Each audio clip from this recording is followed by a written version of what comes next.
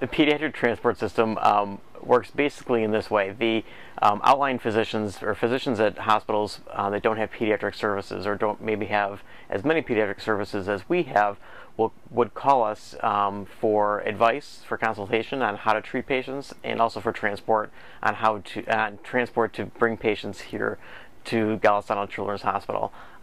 We send a nurse, respiratory therapist, and sometimes a physician out to get the patient.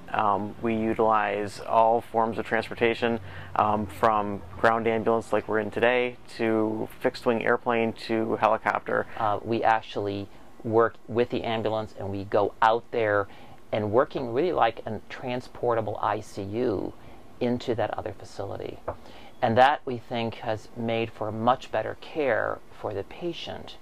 And so that our timing is much less important in terms of when the child actually arrives back in the intensive care unit here at the Children's Hospital.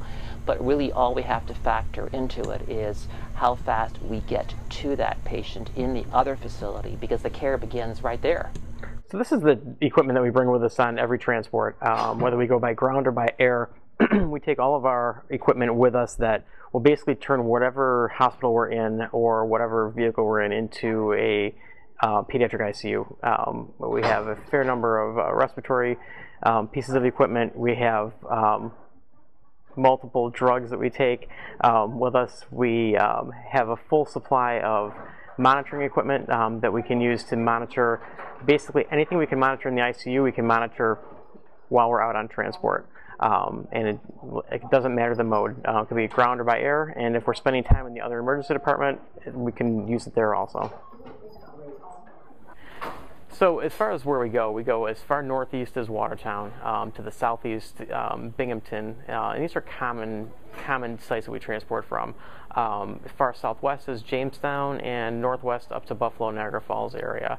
But basically we'll get patients from anywhere that they are if they need to come here to Golisano Children's Hospital. Parents of children who are really ill or injured at times need to realize that when they see the team coming from the Children's Hospital, they are in safe and extremely competent hands.